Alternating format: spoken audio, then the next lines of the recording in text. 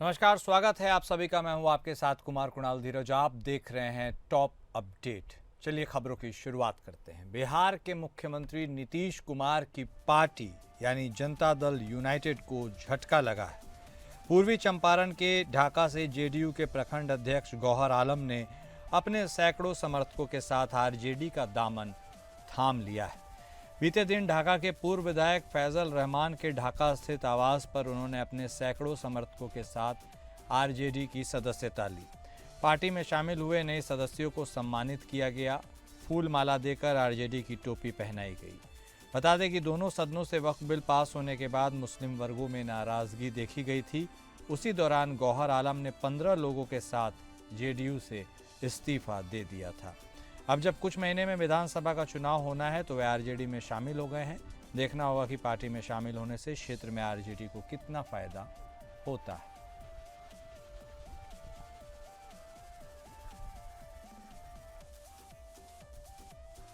चिराग पासवान भी प्रशांत किशोर की तरह बिहार की राजनीति में काफी स्कोप देख रहे हैं। प्रशांत किशोर बिहार में बदलाव की बात कर रहे हैं और चिराग पासवान बिहार को पिछड़े राज्य वाली कैटेगरी से उठाकर तरक्की कर रहे देश के दूसरे राज्यों के बराबर लाने की बात कर रहे हैं।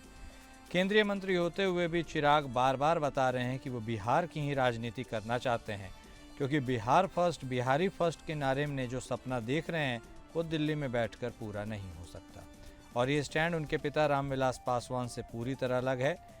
छत्तीसगढ़ में एक निजी कार्यक्रम में रायपुर पहुंचे चिराग पासवान कहते हैं, उन्होंने कहा कि वह चाहते हैं कि उनका बिहार विकसित राज्य की श्रेणी में बराबर पर आकर खड़ा हो। तीसरी बार सांसद बनने के बाद उन्हें एहसास हो रहा है कि दिल्ली में रहकर यह संभव नहीं है।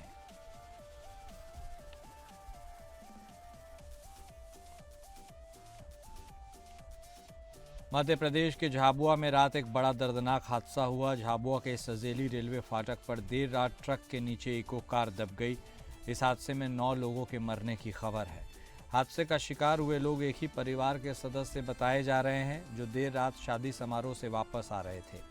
तभी अचानक क्रॉसिंग के पास से एक ट्रक से टक्कर होने के बाद ट्रक इको कार पर गिर गया। नीचे दबने से इन लोगों की दर्दनाक मौत हो गई। घटना की जानकारी मिलते ही पुलिस और एम्बुलेंस मौके पर पहुंची और शवों को पास के थांदला अस्पताल की मॉर्चरी में रखवाया गया।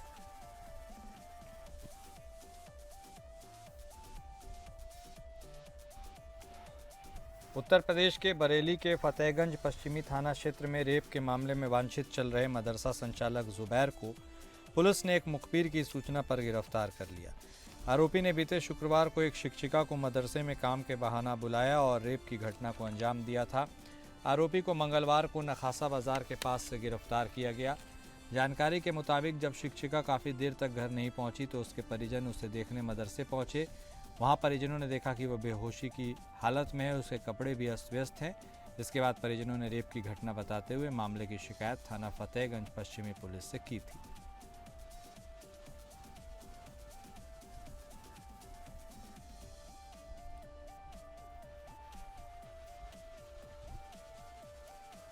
महाराष्ट्र में कोरोना वायरस फिर जानलेवा हो रहा है। राज्य में कोविड-19 से जुड़ी 2 और मौतें दर्ज की गई है। इसी के साथ जनवरी 2025 से महाराष्ट्र में मौतों का आंकड़ा 14 हो गया है। हाल ही में चंद्रपुर और मिराज में मौतें हुई हैं। स्वास्थ्य अधिकारियों के अनुसार मृतकों में से एक को क्रॉनिक ऑब्स्ट्रक्टिव पल्मोनरी डिजीज और क्रॉनिक ब्रोंकाइटिस के साथ साथ कार्डियक अतालता की हिस्ट्री थी। अब तक दर्ज की गई 14 मौतों में से ज़्यादातर लोग सह रुग्णता वाले थे। ज़्यादातर सक्रिय मामलों में संक्रमण की गंभीरता हल्की रही है।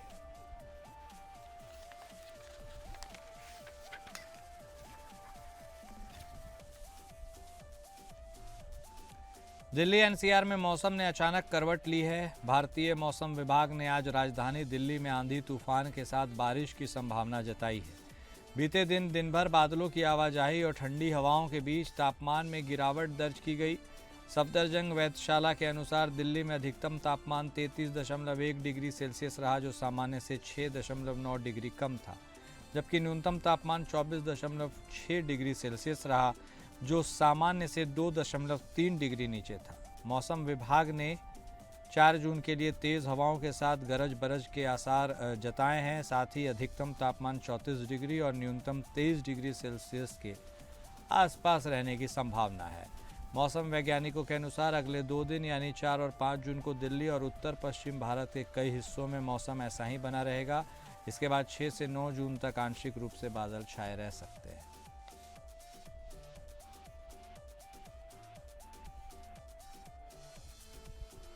इंडियन आर्मी की तरफ से चलाए गए ऑपरेशन सिंदूर के बाद भारत में मौजूद पाकिस्तानी जासूसी नेटवर्क पर लगातार कार्रवाई की जा रही है। अब जसबीर सिंह नाम के एक अन्य यूट्यूबर को गिरफ्तार किया गया है।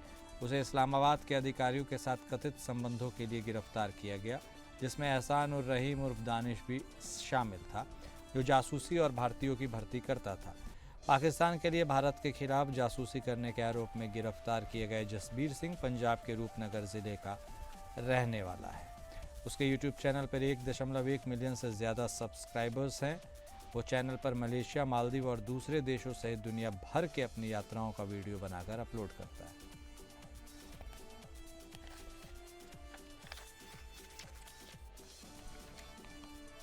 केंद्र शासित प्रदेश दादर नागर हवेली और दमन दीव की क्राइम ब्रांच ने 1 करोड़ 33 लाख की सनसनीखेज चोरी की गुत्थी सुलझा ली है।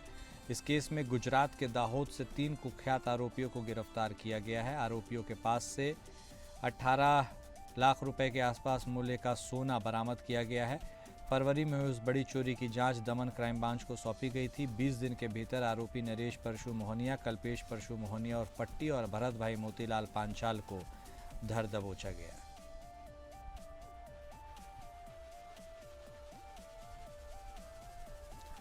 भारत नेपाल सीमा के रक्सौल से एक चीनी नागरिक के साथ नेपाली गाइड को गिरफ्तार किया गया है। मंगलवार को भारत नेपाल सीमा पर चेकिंग के दौरान इसे पकड़ा गया। हिरासत में लेने के बाद पूछताछ की गई। इन्हें न्यायिक हिरासत में भेजा जाएगा। गिरफ्तार गाइड, जो कि नेपाली नागरिक के तौर पर बताया जा रहा है, उसकी पहचान श्यामल कुमार दहल और चीनी नागरिक जेस्सी के रूप में की गई है।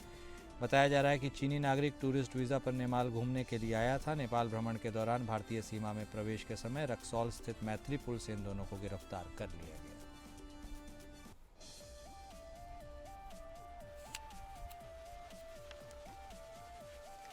पाकिस्तान की जेल में बंद पूर्व प्रधानमंत्री इमरान खान ने सेना प्रमुख जनरल आसिम मुनीर पर गंभीर आरोप लगाए हैं। इमरान खान ने सेना प्रमुख जनरल आसिम मुनीर की प्रतिशोधी स्वभाव के बारे में बताते हुए कहा कि उन्हें इंटर सर्विसेज इंटेलिजेंस यानी ISI के महानिदेशक के पद से हटा दिया गया। इसके बाद वो उनकी पत्नी बुशरा बीबी के खिलाफ हो गए। इमरान खान ने कहा कि जब मैंने जनरल मुनीर को DG ISI के पद से हटाया तो उन्होंने मामले पर चर्चा करने के लिए मध्यस्थों के माध्यम से मेरी पत्नी बुशरा बीबी से संपर्क करने की कोशिश की। हालांकि बीबी ने स्पष्ट रूप से मना कर दिया। उन्होंने कहा कि उनका ऐसे मामलों से कोई लेना देना नहीं है और वो उनसे नहीं मिलेगी। इमरान खान ने आगे कहा, बुशरा बीबी को 14 महीने की अन्यायपूर्ण कैद और जेल में निंदनीय अमानवीय व्यवहार के पीछे जनरल मुनीर का प्रतिशोधी स्वभाव है।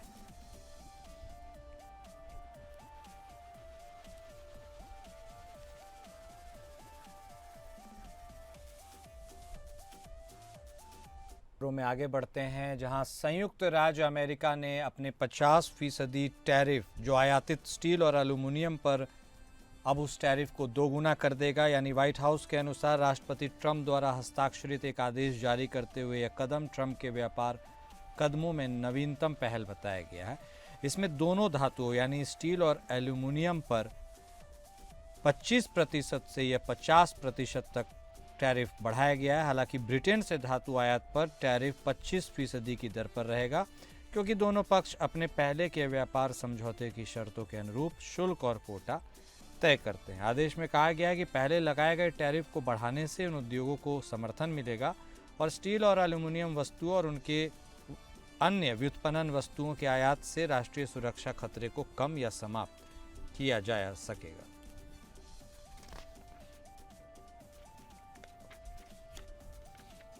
पिछले कई सालों से जारी रूस और यूक्रेन के बीच संघर्ष रुकने का नाम नहीं ले रहा। रोज कुछ न कुछ ऐसा होता है जिससे युद्ध का संकट और भी गहरा हो जाता है।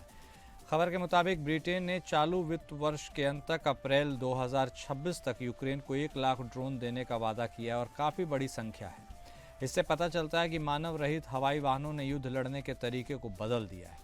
ब्रिटेन सरकार ने एक स्वतंत्र रूप से निर्मित रणनीतिक रक्षा समीक्षा का समर्थन किया, जिसमें संभावित रूसी आक्रमण सहित उभरते खतरों का मुकाबला करने के लिए अधिक घातक मांग की गई है। यूक्रेन के कट्टर पश्चिमी समर्थकों में से एक ब्रिटेन रूसी आक्रमण के खिलाफ कीव को 3 साल से अधिक की लड़ाई जारी रहने के दौरान लगातार मदद करता रहा है। वहीं ड्रोन ने युद्ध के मैदान को पूरी तरह से बदल दिया है। अरबपति एलन मस्क ने अमेरिका के राष्ट्रपति डोनाल्ड ट्रंप के हस्ताक्षरित बजट विधेयक को लेकर फिर हमला बोला है। उन्होंने एक्स पर पोस्ट कर इस बिल को घिनौना करार दिया है। बता दें कि ट्रंप प्रशासन ने अपना पद छोड़ने के कुछ ही दिनों बाद एलन मस्क ने वन बिग ब्यूटीफुल बिल के नाम से जाने जाने वाले कानून के खिलाफ एक और व्यापक हमला किया। मस्क ने लिखा कि मुझे खेद है, मैं अब इसे बर्दाश्त नहीं कर सकता। यह विशाल अपमानजनक है और कांग्रेस का यह बिल बेहद घृणित है। उन लोगों पर शर्म आती है जिन्होंने इसके लिए वोट दिया। आप जानते हैं कि आपने गलत किया।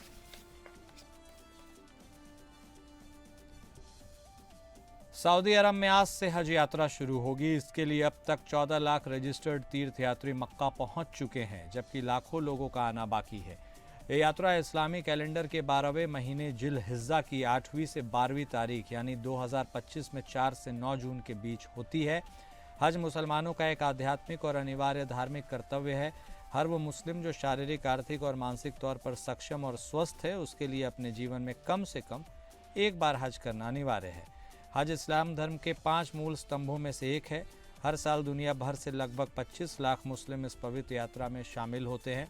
इस साल भारत से लगभग 1.25 लाख लोग मक्का पहुंचेंगे। हज के दौरान मुस्लिम काबा यानी बैतुल्लाह की परिक्रमा करते हैं और अल्लाह की इबादत में समय बिताते हैं। हज मुस्लिमों के लिए पापों से मुक्ति, आध्यात्मिक शुद्धि और अल्लाह के करीब आने का मौका है।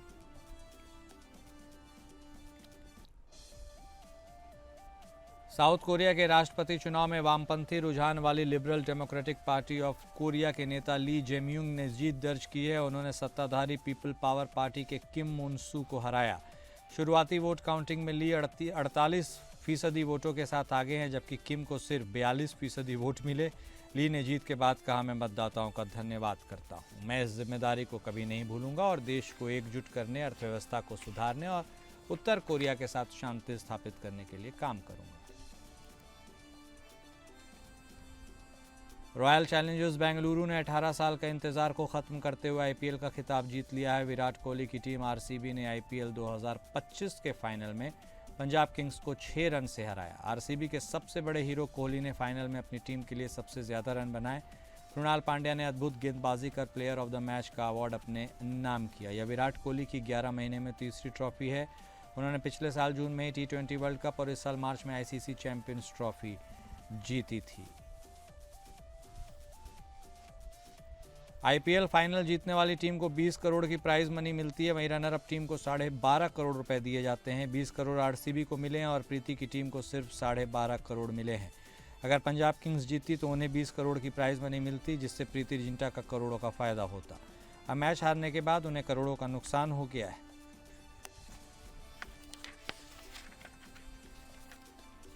मैच हारने के बाद प्रीति जिंटा का रिएक्शन सोशल मीडिया पर खूब वायरल हो रहा है। वो बहुत उदास नजर आई। हालांकि वो अपनी टीम को सांत्वना देने के लिए फील्ड पर भी आई थी।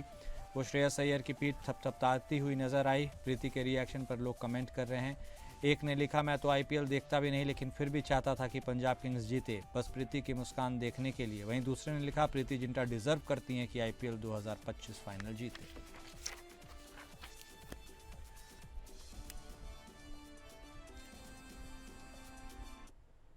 और टॉप अपडेट में अभी बस इतना ही। नमस्कार।